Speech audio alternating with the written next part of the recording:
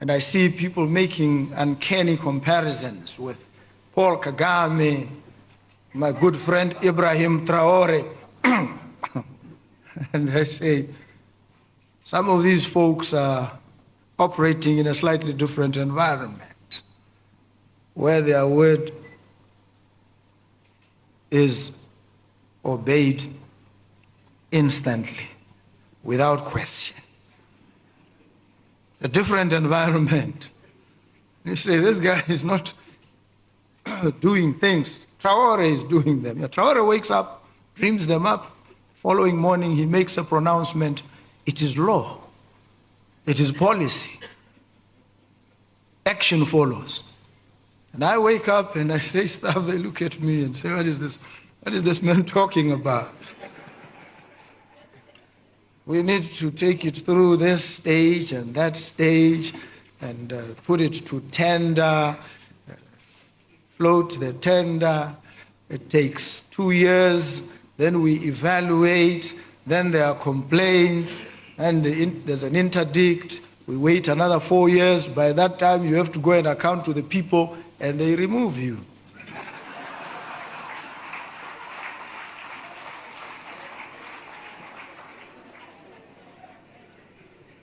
Those who came before me did not fail because they didn't have ideas. They did. Maybe even better ideas. They just didn't implement them. Why? Because perhaps they failed to appreciate that the structures that are in place are not properly suited to the attainment of quick action. So you need to subvert some of these rules and processes unapologetically. And I will do it. From this shocking and unexpected speech, it is clear now that Botswana's newly elected president, Duma Boko, has ignited a firestorm with a speech that challenges the sacred cow of democracy itself. Speaking with unapologetic candour, Boko has joined Burkina Faso's revolutionary leader, Captain Ibrahim Traore, in declaring that democracy, far from being Africa's salvation, is a shackle delaying progress. His words, delivered with the conviction of a man who has seen the system's underbelly, have stunned observers, sparked fierce debate, and raised a critical question. Is Africa's obsession with Western-style democracy a trap set by neo-colonial powers to keep the continent subdued? As a Pan-Africanist journalist, I assert that Boko's comments, inspired by Traore's unyielding revolutionary vision, mark a turning point, a clarion call for African leaders to break free from the chains of a system that has enriched puppets while impoverishing the masses. Boko's remarks come hot on the heels of equally incendiary comments from Captain Ibrahim Traore, the 36-year-old revolutionary leader of Burkina Faso, who has become a symbol of defiance against Western hegemony in Africa. Just weeks ago, Traore addressed his people in a televised speech, unequivocally rejecting democracy as a pathway to development. "We are not in a democracy, we are in a revolution," Traore proclaimed. "If we have to say it loud and clear here, we are not in a democracy, we are in a popular, progressive revolution." Everyone needs to understand this. It's even more surprising that those who are supposed to be intellectuals, who have been to school, can imagine that a country can develop in democracy. That's false. It's not possible to name a single country that has developed in democracy. Democracy is only the end result. We must necessarily go through a revolution, and we are indeed in a revolution.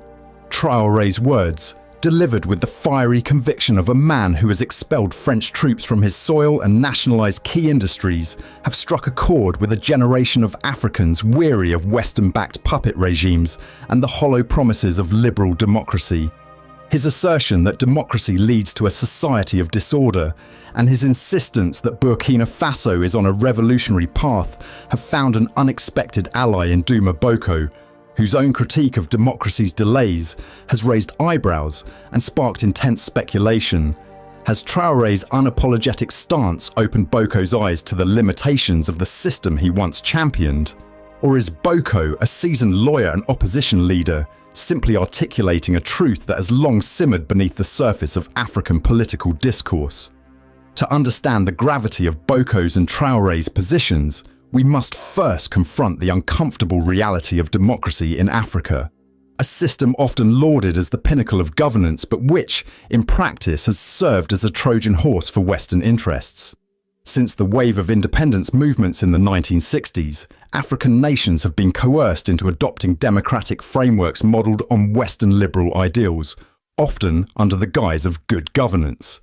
Yet, these systems have consistently failed to deliver the prosperity and sovereignty promised. Instead, they have entrenched a cycle of dependency, corruption, and underdevelopment, with African leaders beholden to foreign powers and multinational corporations. The democratic process, with its endless checks and balances, tenders, and consultations, has become a straitjacket for African progress. In countries like Botswana, hailed as a democratic success story, the reality is far more complex. Despite its relative stability and diamond wealth, Botswana grapples with high unemployment, stark inequality, and an over-reliance on a single commodity, diamonds, controlled by multinational giant De Beers. The bureaucratic red tape that Boko so vividly described ensures that transformative policies are bogged down in years of deliberation, leaving citizens frustrated and leaders powerless to enact meaningful change. This is no accident. The West, through institutions like the International Monetary Fund, IMF, World Bank, and various NGOs, has weaponized democracy to maintain control over Africa's resources and political direction. By promoting a one-size-fits-all model of governance, they ensure that African leaders remain entangled in processes that prioritize foreign interests over national development. Elections, often manipulated through funding and media influence, serve as a mechanism to install compliant leaders, puppets who parrot democratic rhetoric while siphoning wealth to Western capitals. The result is a continent rich in resources but poor in outcomes, where the democratic facade masks a neo-colonial reality. Consider the case of Nigeria, where democratic elections have produced leaders who oversee rampant corruption and economic stagnation, while multinational oil companies plunder the Niger Delta. Or Kenya, where electoral politics have fueled ethnic divisions and entrenched a political elite that serves foreign interests over the common good. In these and countless other examples, democracy has not been a tool for liberation, but a chain that binds Africa to its exploiters. The West's insistence on democracy as the only legitimate form of governance is not about empowering Africans, but about ensuring that the continent remains a pliable playground for global capitalism.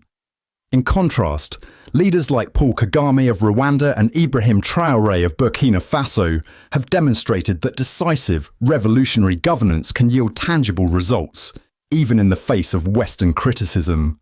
Kagame, often labelled an authoritarian by Western media, has transformed Rwanda from a post-genocide wasteland into one of Africa's most dynamic economies.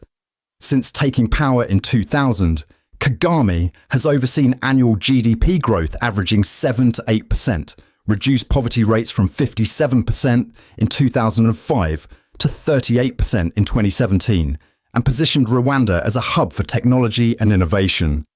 His government's investments in healthcare, education, and infrastructure, such as the Kigali Innovation City, have made Rwanda a model of development, all while maintaining strict control over political dissent.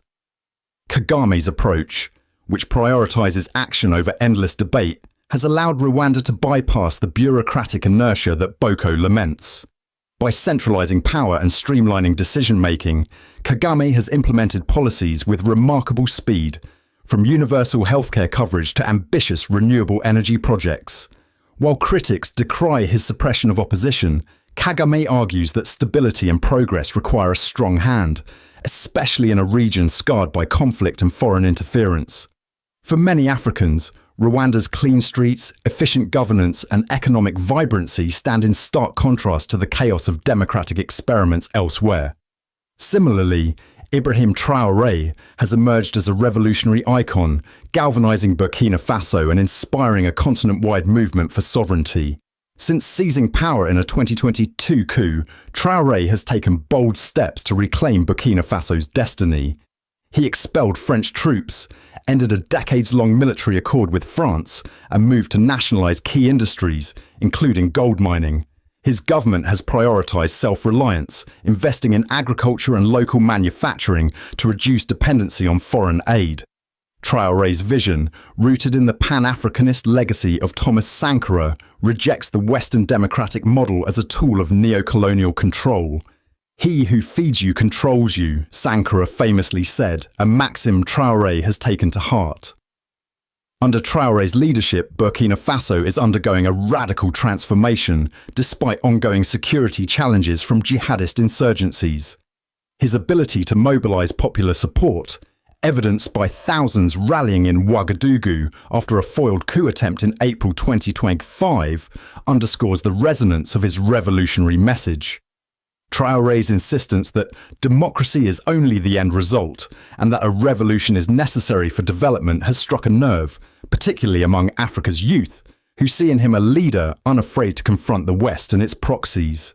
Duma Boko's recent comments suggest that he is awakening to the same truths that have fueled Kagame's and Traoré's success. By acknowledging the limitations of democracy and expressing admiration for Traoré's decisive leadership, Boko is positioning himself as a potential revolutionary in a country long tethered to Western democratic ideals.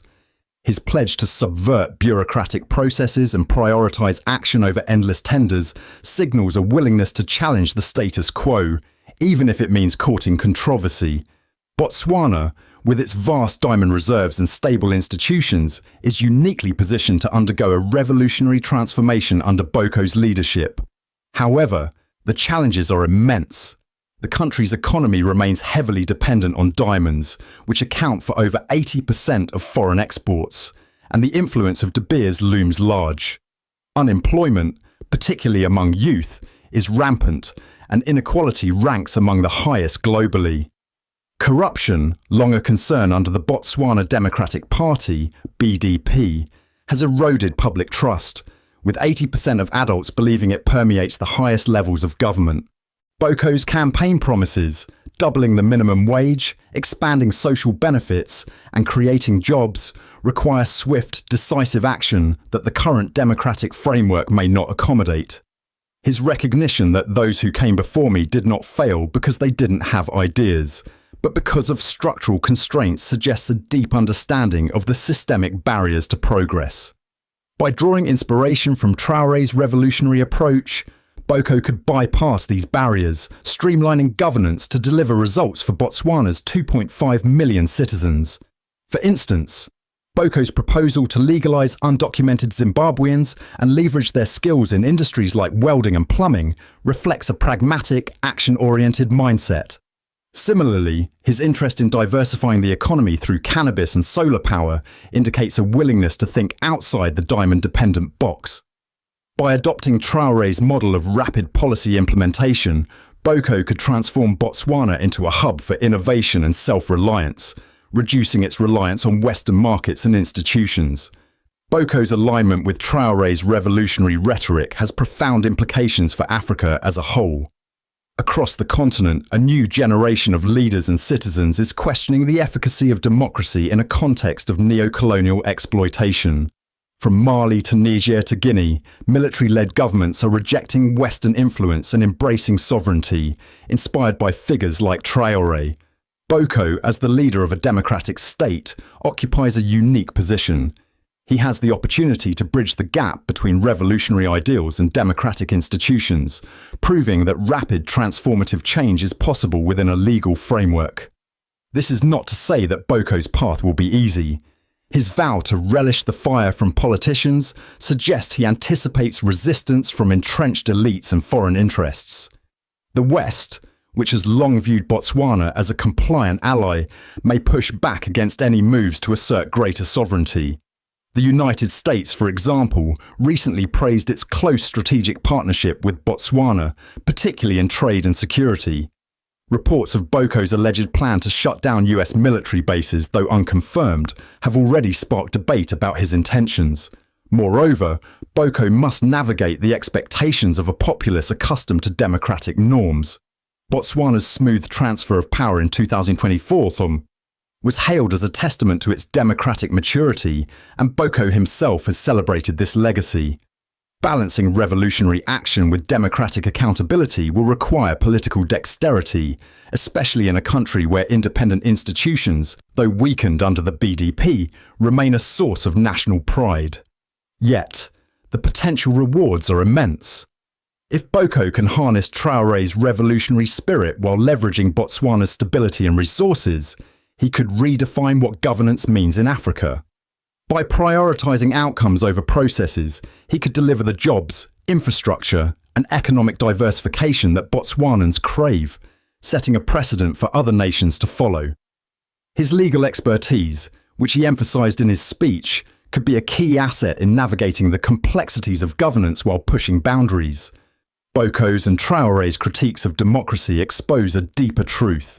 Many African leaders have used the democratic label to mask their complicity in neo-colonial exploitation. From Ghana's Nana Akufo-Addo, who presides over a debt-ridden economy beholden to IMF bailouts, to South Africa's Cyril Ramaphosa, whose government has failed to address land reform or curb corporate monopolies, democratic leaders often serve as gatekeepers for Western interests. These puppets, installed through elections bankrolled by foreign donors, maintain the illusion of self-governance while ensuring that Africa's wealth flows outward. The Democratic Republic of Congo, DRC, offers a stark example. Despite its vast mineral wealth, including 70% of the world's cobalt, the DRC remains one of the poorest nations on Earth, with democratic elections producing leaders who prioritise foreign mining companies over their citizens. Similarly, in Zambia, democratic governments have overseen the privatization of copper mines, enriching Western corporations while leaving communities destitute. These are not anomalies, but the inevitable outcomes of a system designed to perpetuate dependency. In contrast, leaders like Kagame and Traoré have exposed the hypocrisy of this model. Kagame's refusal to bow to Western pressure, evidenced by Rwanda's independent foreign policy and rejection of aid conditionality, has earned him both admiration and vilification. Traoré's expulsion of French troops and his push for economic self-reliance have made him a folk hero despite Western attempts to paint him as a destabilising force. These leaders understand that true sovereignty requires breaking free from the democratic trap and embracing a governance model that prioritises the people over foreign interests. Duma Boko's recent speech is more than a critique of democracy. It is a call to action for a continent at a crossroads. By aligning himself with Ibrahim Traoré's revolutionary vision, Boko is challenging African leaders to rethink the systems that have held them back. His promise to act decisively, even within the law, suggests a hybrid approach that could resonate beyond Botswana, offering a blueprint for governance that combines revolutionary zeal with institutional stability. For too long, Africa has been told that democracy is the only path to progress, even as the West exploits its resources and installs compliant regimes. Boko's and Traoré's words are a reminder that development requires courage, vision, and a willingness to defy conventional wisdom. As Traoré put it, we must necessarily go through a revolution. Boko, by echoing this sentiment, is signalling his intent to lead Botswana and perhaps Africa into a new era of self-determination.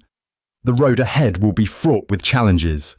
Boko must contend with a global system that punishes African nations for asserting their sovereignty, as well as domestic forces resistant to change. Yet, his resolve to relish the fire and his admiration for Traoré's decisive leadership suggest he is prepared for the fight. If he succeeds, Botswana could become a beacon of revolutionary governance, proving that Africa can chart its own path to prosperity. As Pan-Africanists, we must rally behind leaders like Boko and Traoré who dare to dream of a liberated Africa. Their words are a wake-up call, urging us to reject the democratic mirage and embrace the revolutionary fire that burns within our collective spirit.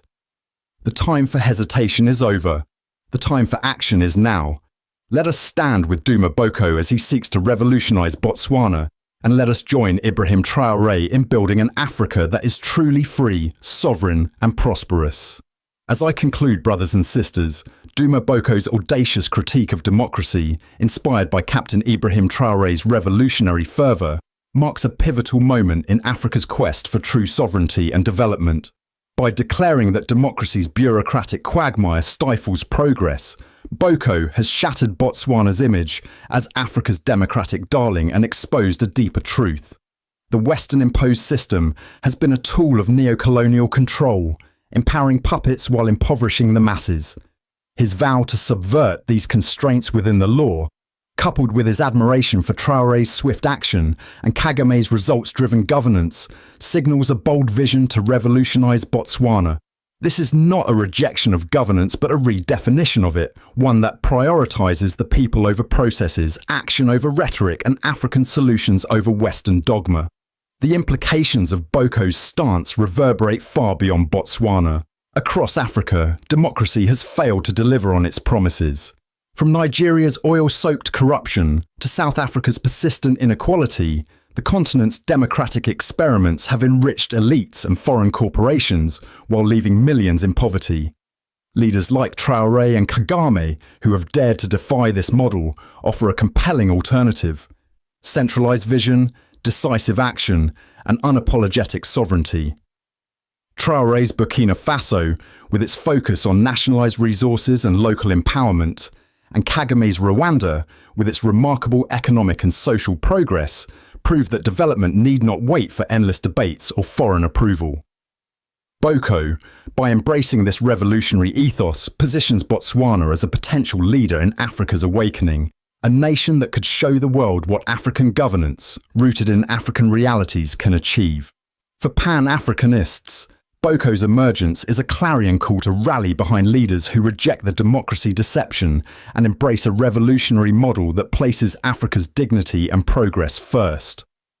As Botswana stands at this crossroads, so does the continent. The time for mimicking Western systems is over. Africa's future lies in the courage of leaders like Boko, Traore and Kagame, who dare to dream of a liberated, prosperous continent and act to make it a reality.